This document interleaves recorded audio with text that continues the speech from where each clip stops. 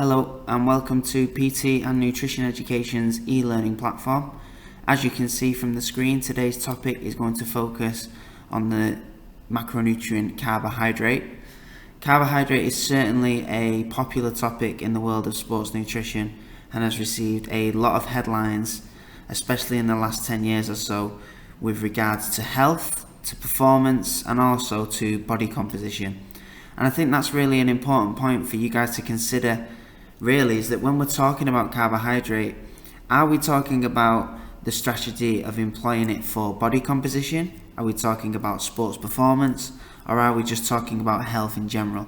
And when we talk about carbohydrate, it is important that we have that context before we say X strategy is best or this strategy is better. And that's what we're certainly going to be discussing today as the lecture progresses, is that there may be a best time to implement certain carbohydrate prescriptions based on the demands of an exercise training session or the goals of a nutrition training program. Okay, so let's dive into some of the basics first. First topic that we're going to look at is the types of carbohydrate that we have. Now, you may remember when we were talking about amino acids, we were identifying that amino acids, carbohydrates and fat all have a carbon backbone, and then they have hydrogen and oxygen which is attached to it.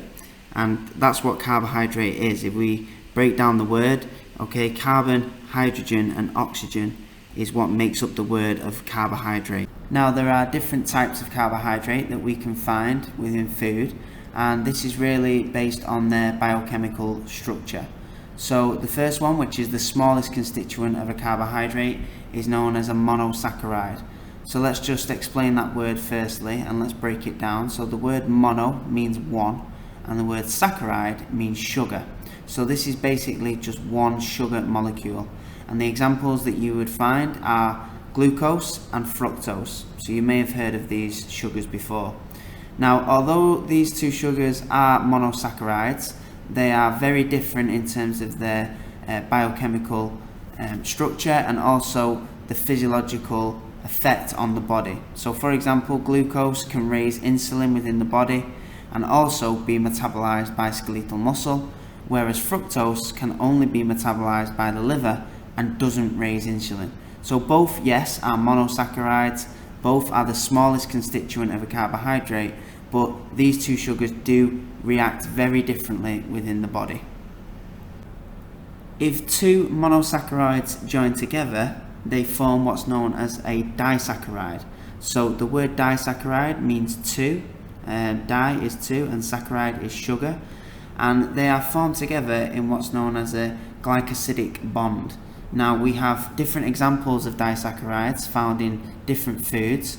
Some of the more popular examples you may have heard of are sucrose, which is table sugar, and these consist of the monosaccharides glucose and fructose, which have joined together in a bond, or lactose, which is two monosaccharides, galactose and glucose joining together, and of course you may have heard of lactose, which we find in dairy products.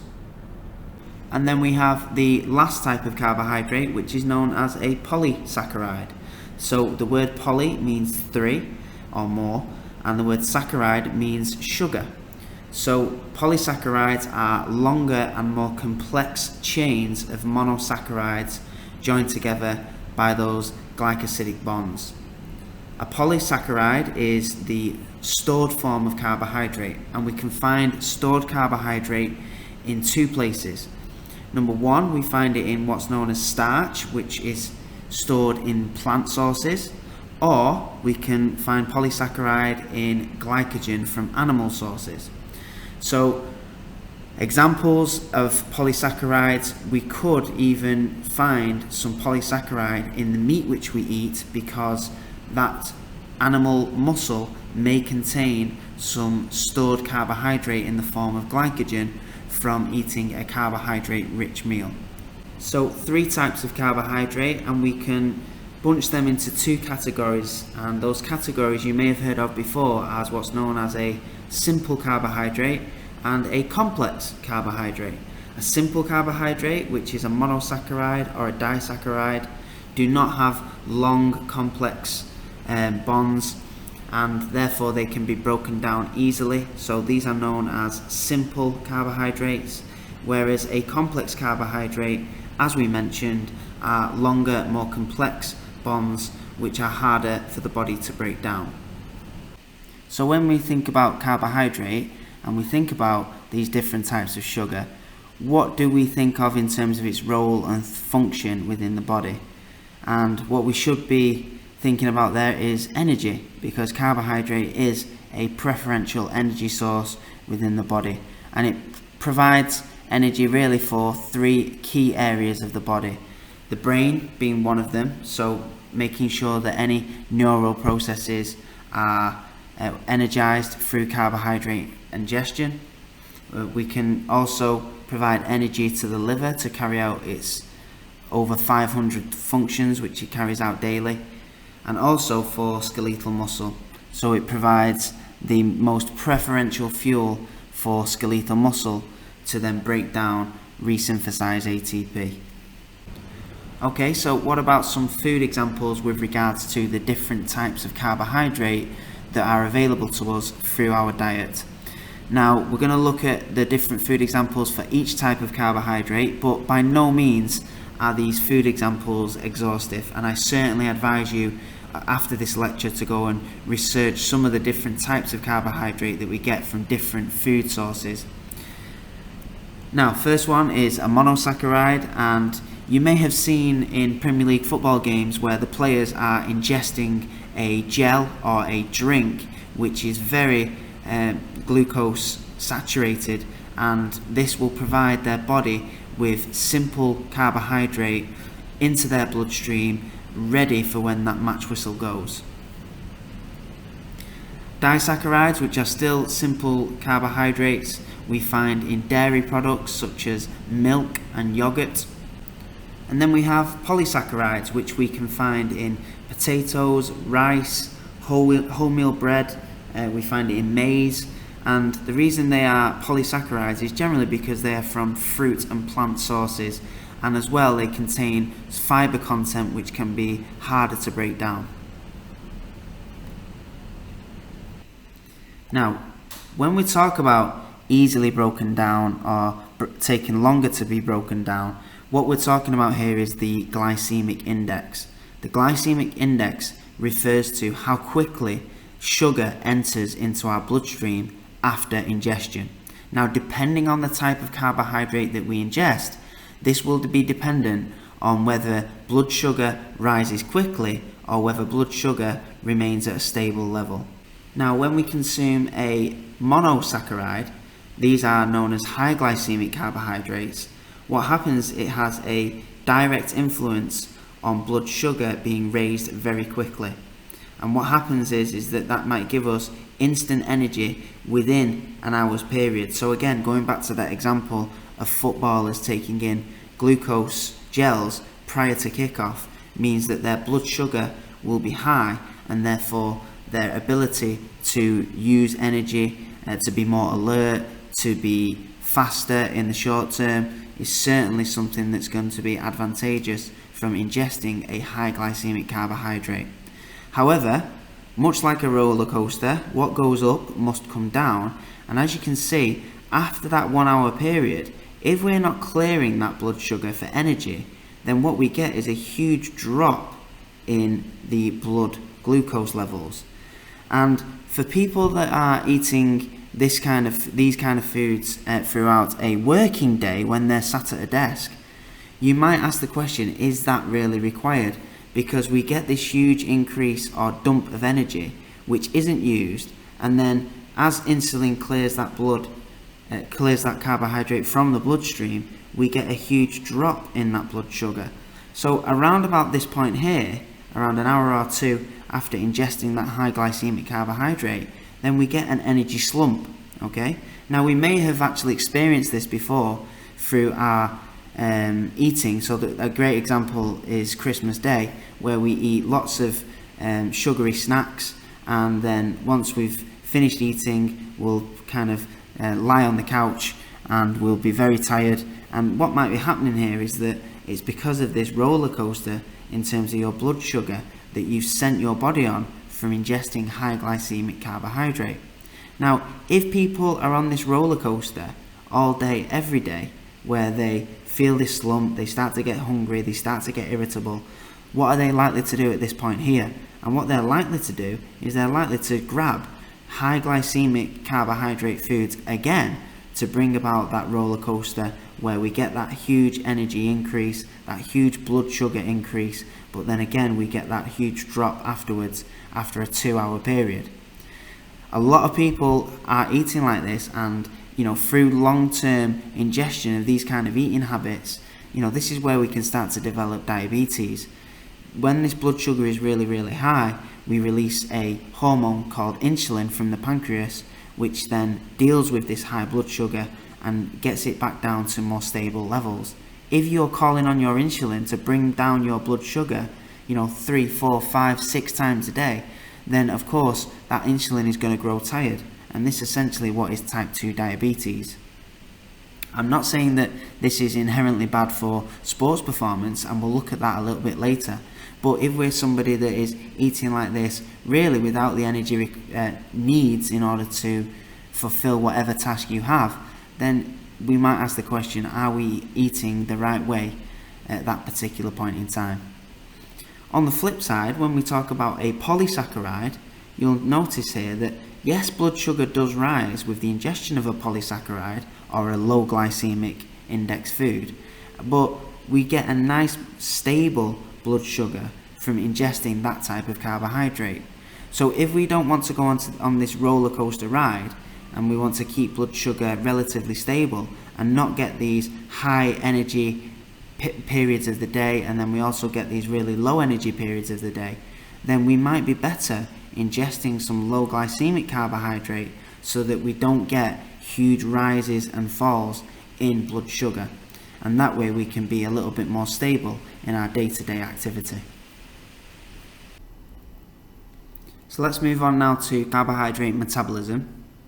Carbohydrate can be broken down and used as fuel both in an aerobic state, so with the presence of oxygen, but also in an anaerobic state, so without oxygen. So if there is any point in time or during competition, during performance, that we need to quickly break down carbohydrate and we don't have time to wait for oxygen in order to break that down, we can use anaerobic pathways in order to do that. So let's just quickly look at carbohydrates when we ingest it. We break it down into its smallest constituent, which we know now as a monosaccharide, an example being glucose, of course. It will then be delivered to the skeletal muscle, and here it can go through a process known as glycolysis. Now, glycolysis is simply just the breakdown of, so olysis there, that's that part of the word, and then glyco, of course, meaning glucose. We then produced a product called pyruvate. Now here, it can do one of two things, okay?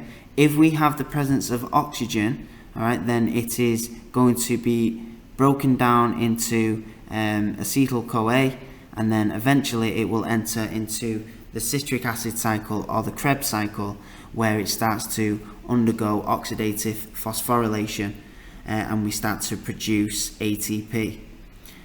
That is in the presence of oxygen. However, if oxygen isn't present, or we are demanding energy in a much quicker fashion, then of course we can rely on anaerobic respiration, which you'll have learnt during the energy systems lecture from level 2. And we know that this pyruvate has got the ability to then produce a product known as lactate. Okay? Now, lactate is the byproduct of that glycolysis when oxygen isn't present. And what happens is that this allows you to continue to produce ATP at a much lower rate than if we used oxygen. However, it does produce energy a lot faster. That being said, there is a negative to this, of course, because when we produce lactate, this lactate will then dissociate into hydrogen ions, and hydrogen ions may cause muscle acidosis and stop that muscle from working if hydrogen and lactate gets too high within the skeletal muscle. And this can essentially reduce performance, reduce muscle force, and therefore reduce overall skeletal muscle efficiency. Alright, so now we're going to talk about when we've ingested carbohydrate and we don't use it straight away in order to resynthesize ATP during exercise, we have also got the ability to store carbohydrate. So there are actually 3 places where we can store carbohydrate within the body, and we're going to look at those now. So first one there you can see is blood glucose, which we've already spoken about. Now this isn't necessarily a store, okay, but what your body does is tries to keep blood glucose at a stable level. So we can actually draw upon blood glucose depending on the demands of an exercise. So really around 5 grams is circling through your veins, through your arteries as we speak. So really only about 20 kilocalories worth of energy is found within our bloodstream. The second place we can store carbohydrate is in the liver. And when we store carbohydrate, right, it's known as glycogen. So liver glycogen can harbour, and this depends on the size of the person that we're talking about, between 80 and 160 grams of carbohydrate. And this really equates to 350 to 650 kilocalories worth of energy that we can store in the liver. Now, when the body requires blood glucose to be increased, what happens is the liver glycogen can release some of those stores into the bloodstream and maintain more stable blood glucose levels. The last place of storage for carbohydrate is in our muscle, our skeletal muscle, that we have a large reservoir, of course, across the entire body. Now, depending on the amount of muscle that we have is dependent on the amount of muscle glycogen that we can store. And we can store anywhere between 300 to 600 grams worth of carbohydrate in our skeletal muscle. That equates to from 1,250 to 2,270 kilocalories worth of energy that we can draw upon whenever exercise performance is required or muscle contraction is required. As you can see from this picture here, you may notice the blue dots surrounding our skeletal muscle fibers, and you can see that most of that carbohydrate is strategically placed close to our mitochondria. Now, as we know, the mitochondria is the powerhouse of the cell. So a lot of this muscle glycogen that we store will reside around this area, so that when we do require the oxidation of that glycogen, then it can just simply enter into the mitochondria, and resynthesis of ATP in an aerobic fashion can take place here. So 3 key areas for carbohydrate storage within the body, and you may notice that the amounts of energy that we can store don't last forever. So it is a finite resource that the body can run out of, and we're going to look at circumstances of how we might delay the breakdown of this glycogen in our liver and our muscle, and how we may better preserve some of these glycogen stores, which we know are fundamental for exercise performance and also for skeletal muscle contraction.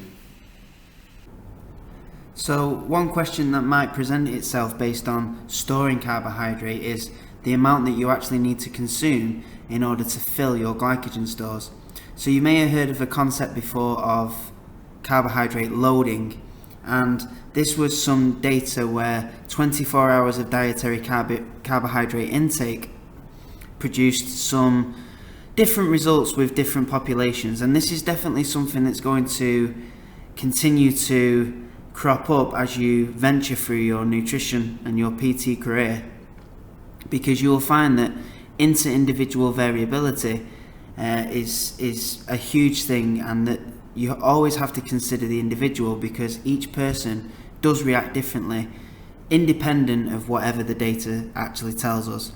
But what was interesting here is that all of these individual participants in the study were fed different amounts of carbohydrate, and then looked at the amount of muscle glycogen that they were able to store.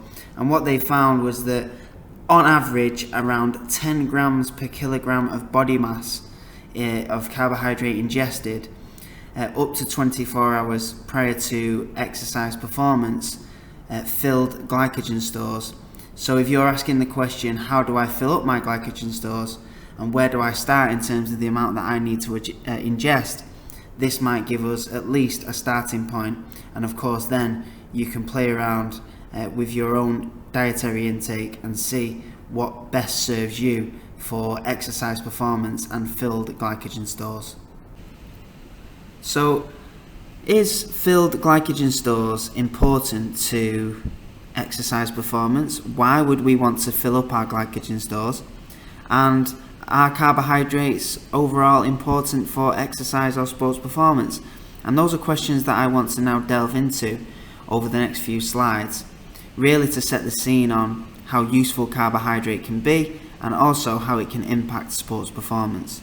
But before we do that, one thing that I want you to understand is that the substrate utilization chart, as you can see here, shows that depending on the intensity in which we're working at will depend on the fuel that we are using. There are other factors at play. However, it is well accepted in sports science literature that carbohydrate is burned at higher exercise intensities, whereas fat is burned at lower exercise intensities. And from this chart, as you can see, exercise intensity is measured by the percentage of our VO2 max. So VO2 max is the amount of oxygen that we can take in and consume per kilogram of body weight per minute.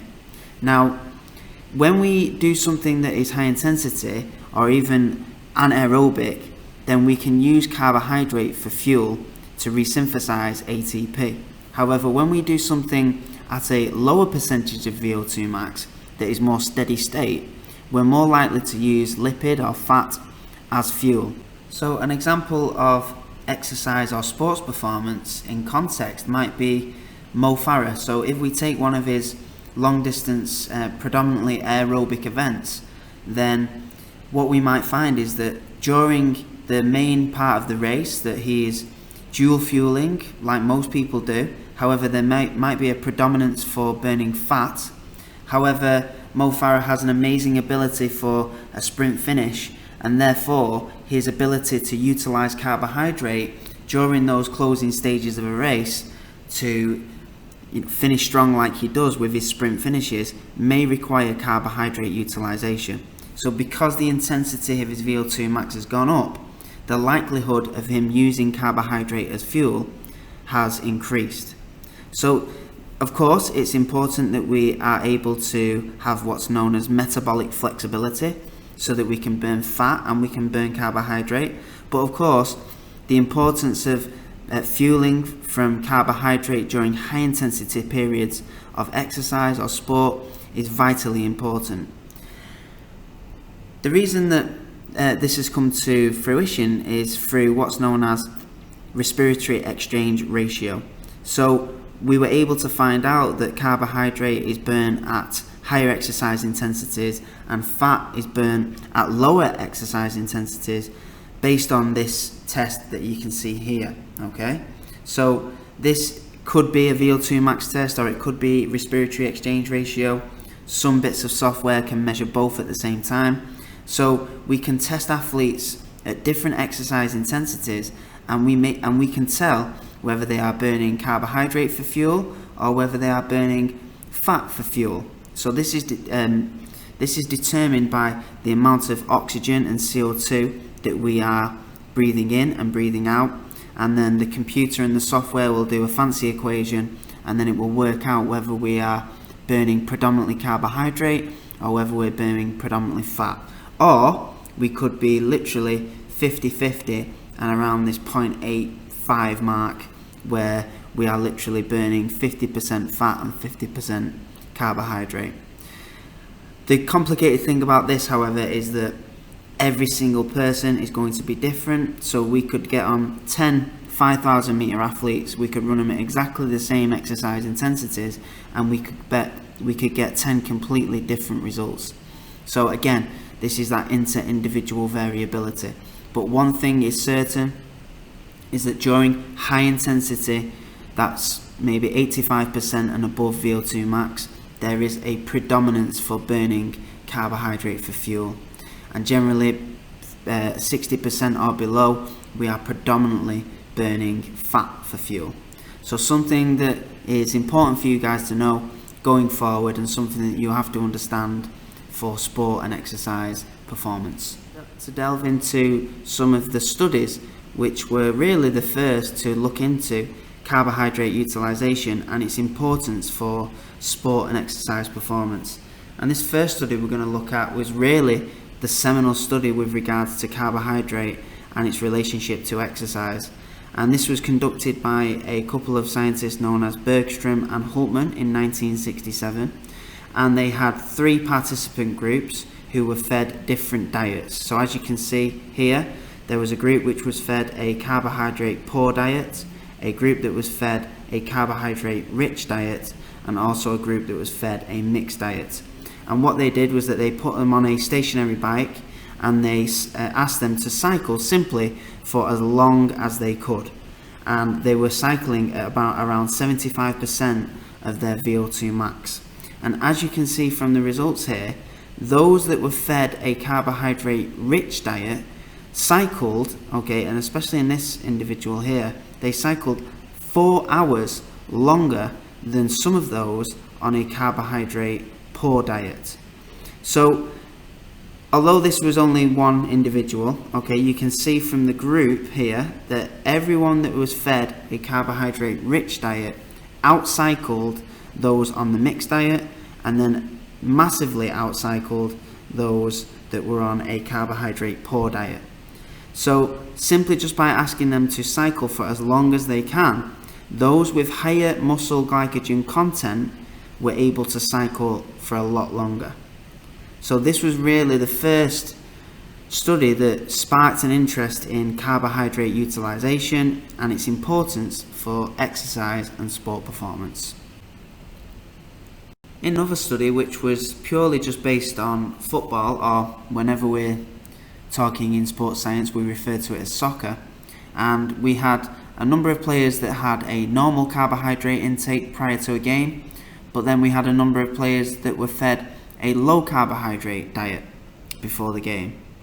And as you can see, there are some statistics which are very interesting in terms of their locomotion around the pitch. So the first thing that I want to identify here is the amount of muscle glycogen that each group had prior to the game commencing. And you can see here that the normal carbohydrate group had a much higher muscle glycogen content than those that were on the low carbohydrate diet. As you can see, did that impact on the amount of locomotion around the pitch and the distance covered? And as you can see from the stats here, is that those that were on a normal carbohydrate diet were able to get around and cover a lot more distance than those that were on a lower carbohydrate diet. The interesting thing on this, on these statistics are, I think, based on the second half data that was received. And muscle glycogen at half time for those on a normal carbohydrate diet still had plenty more that they could tap into in the second half. However, those on a low carbohydrate diet were pretty much completely depleted in terms of their glycogen stores. And look at how that impacted the distance covered. Those on a normal carbohydrate diet really matched their distance covered from the first half, and were only 200 meters in terms of less distance covered when compared to the first half. Those on a low carbohydrate diet, okay, they were 1500 meters less running and distance covered in the second half. So there is a direct correlation there between the amount of muscle glycogen that those players had in their skeletal muscle versus the amount of distance that they covered. In addition to that, they were walking for 50% of that 90 minute compared to 27% of those that had more carbohydrate. And not only that, when we think about important instances during the game, generally will involve some high intensity action such as sprinting or getting up to head a ball or a last ditch tackle. And those on a normal carbohydrate diet were sprinting 24% for the entire 90 minutes, whereas those on a low carbohydrate diet were sprinting for 10% less than those on a normal carbohydrate diet. So it's quite clear to see really that carbohydrate does have an influence on certainly the amount of work that we're able to do, and also the amount of high intensity work that we're able to do. Doesn't necessarily mean that we're going to have a better or worse game in footballing terms, but certainly in terms of our physical terms and locomotion around the pitch, it's a massive improvement if we have some glycogen stores that we can tap into. So what about carbohydrate feeding, and specifically some of the impact that it will have on the body during exercise performance? Firstly, let's look at some of the biomotor abilities and how they can be improved with carbohydrate feeding, or indeed high muscle glycogen stores prior to an event, a match, whatever it may be. So we get an increased ability to express strength, power and speed. It's been researched now in numerous scientific studies that when we have muscle glycogen stores that are filled, or we have carbohydrate feeding prior to exercise performance, there is an increase in our ability to express strength in the form of a 1 rep max, for example, power, for example, in vertical jump, and then also in speed, so 50, 100 meter sprints have all been shown to be improved with carbohydrate feeding or carbohydrate storage. There is also a reduced RPE, so RPE stands for rating of perceived exertion. How hard we perceive that we are working is actually reduced when we have carbohydrate or muscle glycogen stores that we can tap into during exercise and sports performance. On low carbohydrate diets, RPE is increased, so it may make sense that from a psychological standpoint we actually feel that we're working a lot less harder when we have carbohydrate stores that are filled to an optimal level. Central nervous system effects, so this is the brain talking to the body. So primarily we'll be talking there about the brain in contact with skeletal muscle and how the firing frequencies and motor unit recruitment can be enhanced, which ultimately goes back to this first point about our ability to express strength. Not only that, we can increase our carbohydrate oxidation rate. So as we said earlier, when we're exercising at higher intensities, our propensity to burn carbohydrate may be increased simply by feeding carbohydrate or having high carbohydrate stores. And as you can see from this picture, there are some sports where we can feed carbohydrate during performance, and this may be advantageous for some of these reasons here. Well, if we feed carbohydrate during an event, maybe even at half time for a game of soccer, for example, then what we have there is an ability to maintain our blood sugar.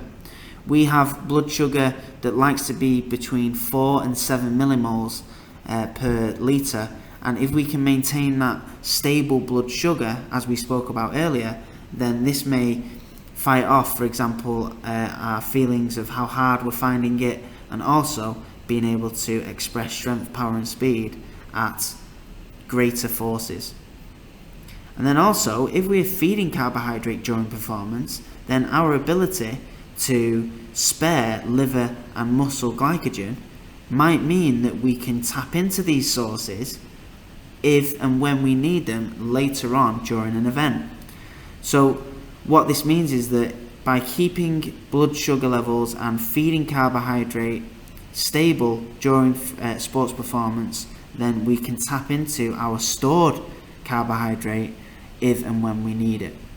So I hope what's clear over the last few slides is that carbohydrate certainly does have a positive impact when it comes to sports performance or exercise performance. But is this carb-centric narrative always essential for training and competition? Are there times when we could maybe lower carbohydrate intake or even omit carbohydrate intake before, during or after training to bring about some beneficial responses? And that's what we're going to be exploring over in part 2. So see you there. Goodbye.